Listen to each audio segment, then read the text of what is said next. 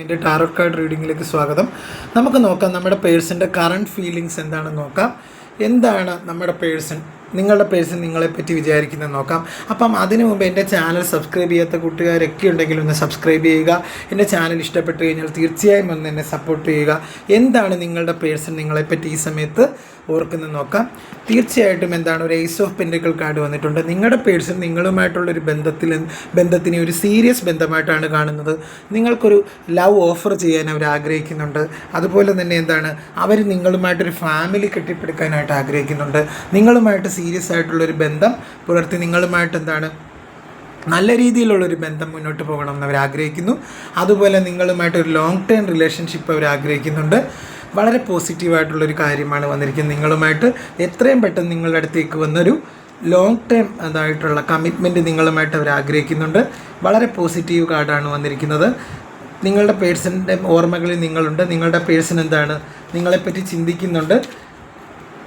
തീർച്ചയായിട്ടും എന്താണ് അവർ നിങ്ങളുടെ അടുത്തേക്ക് വരുന്നതാണ് കാണിക്കുന്നത്. നിങ്ങളാണ് അവരുടെ നിറവെന്നൊക്കെ അവർ ചിന്തിക്കുന്ന ഒരു സമയമാണ്. നിങ്ങളാണ് അവരുടെ നിറവ്, നിങ്ങളാണ് അവരുടെ എന്താണ് ഒരു ബാക്ക് ബോൺ എന്നൊക്കെ ഇവർ ചിന്തിക്കുന്ന സമയമാണ്.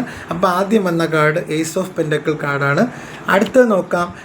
എന്നിരുന്നാലും അവരെന്താണ് ഒരു റിസർവ്ഡ് ആയിട്ട് കാണുന്നത്. അവരൊരു ഹെസിറ്റേറ്റ് ചെയ്യുന്നുണ്ട്. നിങ്ങൾ ഈ റിലേഷൻഷിപ്പിൽ അവർ കുറച്ച് എന്താണ് ഒന്ന് ഹെസിറ്റേറ്റ് ചെയ്യുന്നുണ്ട്.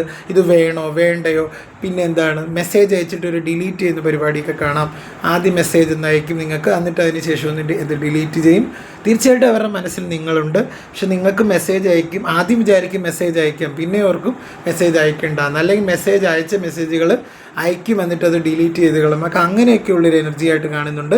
തീർച്ചയായിട്ടും ഒരു ഹെസിറ്റേറ്റ് ചെയ്യുന്നതായിട്ട് കാണിക്കുന്നുണ്ട് ആ പേഴ്സൺ എന്താണ് ഒരു ചെറിയ രീതിയിലൊരു ഹെസിറ്റേഷനൊക്കെ വരുന്നതായിട്ട് കാണിക്കുന്നുണ്ട്. അതുപോലെ തന്നെ എന്താണ് ആ പേഴ്സൺ എന്താണ് നിങ്ങൾക്ക് മെസ്സേജ് അയക്കും, എന്തൊക്കെയോ എന്താണ് ഒരു സെൽഫ് എന്താണ് കുറച്ച് ആ പേഴ്സൺ എന്താണ് ഒരു എന്താണ് എന്തൊക്കെയോ ഒരു കാര്യങ്ങൾ ആ പേഴ്സണെ ഇങ്ങനെ പുറകോട്ട് വലിക്കുന്നുണ്ട് നിങ്ങളുടെ അടുത്തേക്ക് വരുന്നതിനായിട്ട്. അങ്ങനെ ഒരു എനർജിയാണ് കാണിക്കുന്നത്. അപ്പോൾ രണ്ടാമത്തെ കാർഡ് അതാണ്. മൂന്നാമത്തെ കാർഡ് നോക്കാം. മൂന്നാമത്തെ കാർഡ് എന്താണ് പറയുന്നത്, ആ പേഴ്സൺ ഒരു ഇച്ചിരി നാണമുള്ളൊരു വ്യക്തിയായിട്ട് കാണുന്നു. ആ പേഴ്സൺ എന്നിരുന്നാലും ആ പേഴ്സൺ നിങ്ങളുടെ അടുത്തേക്ക് വരണം എന്ന് ആഗ്രഹിക്കുന്നുണ്ട്. ആ പേഴ്സൺ നാണമുള്ളൊരു വ്യക്തിയായിട്ട് കാണുന്നു. പിന്നെ ആ പേഴ്സൺ ചിന്തിക്കുന്നതെന്ന് പറഞ്ഞു കഴിഞ്ഞാൽ എന്താണ് എപ്പോഴും ഷൈ നേച്ചറുള്ളൊരു പേഴ്സണായിട്ട് കാണും. ആ പേഴ്സൺ വേറെ ഒന്നിലധികം രണ്ട് സിറ്റുവേഷൻ ആ പേഴ്സൺ ഹാൻഡിൽ ചെയ്യുന്നതായിട്ടും സൂചിപ്പിക്കുന്നുണ്ട്.